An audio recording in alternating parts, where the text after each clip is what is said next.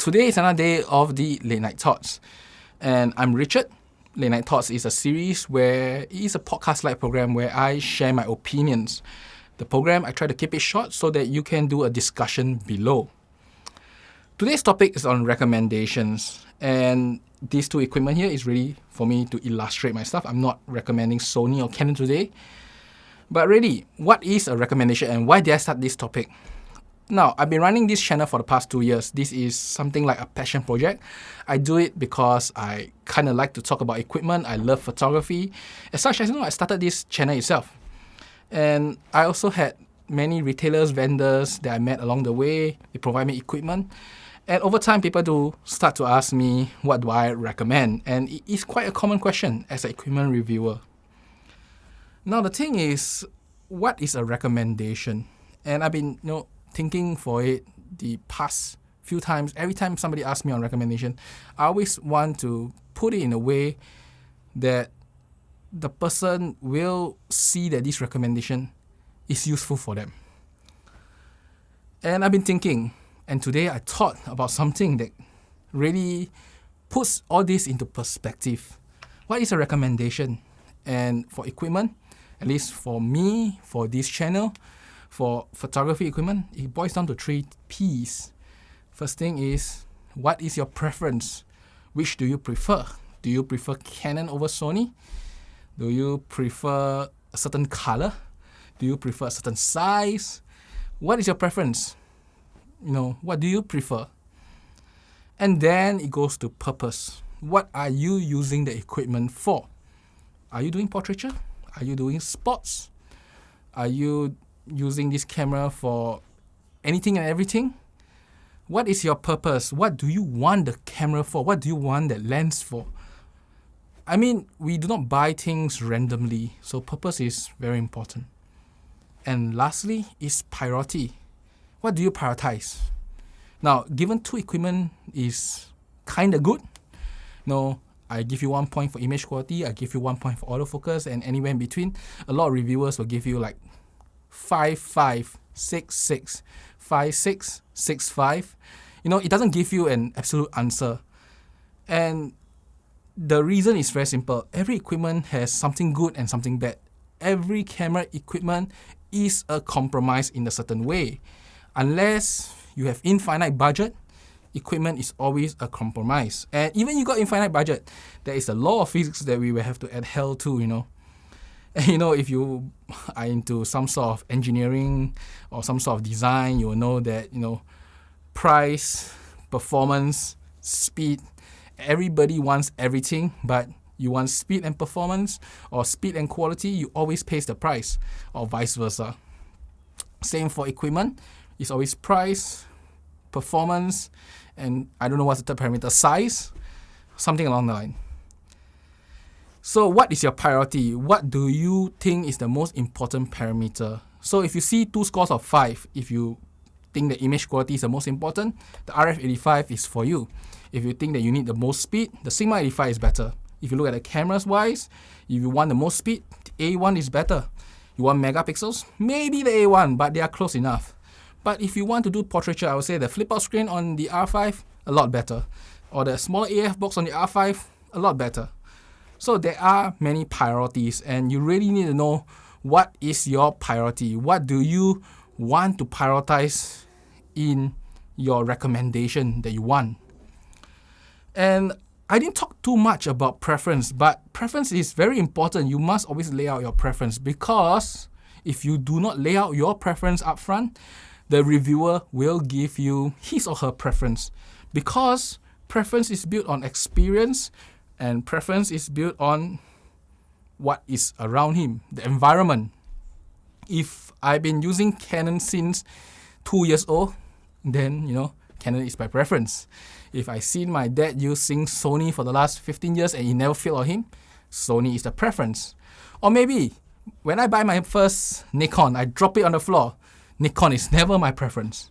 What is your preference? If you don't give you a preference, the recommender, the reviewer will give you their preference, and that is something you may not like. Imagine your first experience is the Nikon camera, drop on the floor, and it broke into pieces. So you say that, oh no, Nikon did a bad job. Then the next time the reviewer say, you know what? Nikon camera is the best thing I ever used. I recommend you to get it. And then you'll be first in line to write your impulse comment and say that, oh, you know what? Nikon suck. The build quality is bad. Drop one time, it breaks into pieces. And that is it. Preference. It's very strong.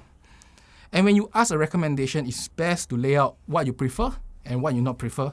And then, of course, your purpose and your priority. It's really important. The 3 Ps. Preference, purpose, priority.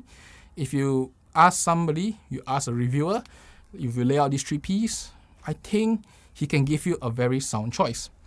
Now, reviewers are a little bit different from general consumers. I'm a reviewer myself. I can tell you what's the biggest difference.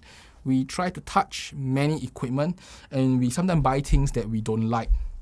Case in point, I can honestly tell you, I never quite enjoy Sony. Sony body is just weird to me, and even till today, owning the A1, the top of the line, sometimes I do prefer the R5 for many things such as the flip out screen and what's not. So my preference, as you can see, is a little bit biased, and if you tell me image quality, I always say the GFX is better, and that's a priority. But notice that everything I buy will be for the purpose of portraiture. And as such, as I say, a reviewer is very different from a general consumer because of that.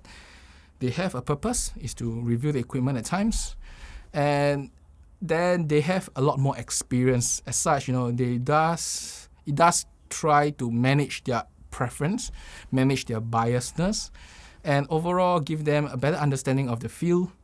And when they give you their recommendations, if you do tell them what you do not prefer or what you prefer, they can really pinpoint to you a better answer quite easily.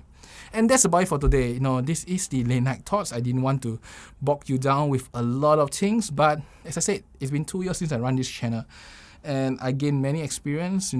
My subs isn't growing quite a lot, only recently, because I reviewed the Tamron lens. I want to thank everybody for looking at that video, because it was a very rushed review. I only had it for 4 days. I have to rush out 3 different videos because I want to share with you guys box opening, some BTS, and then followed by a proper image quality review. I'd like to thank everybody that watched those videos. But through that review session, it really made me feel that reviewers are like full-time jobs. And I say this is a passion project, so a lot of time I'm not reviewing the latest and greatest because more often than not, I do not get it firsthand. I'm not an ambassador in any way. I do not run a channel with 1 million subs.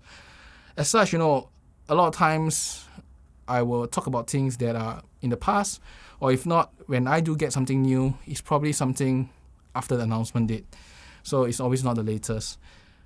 Only for this time, the Tamron, I couldn't find good reviews out there.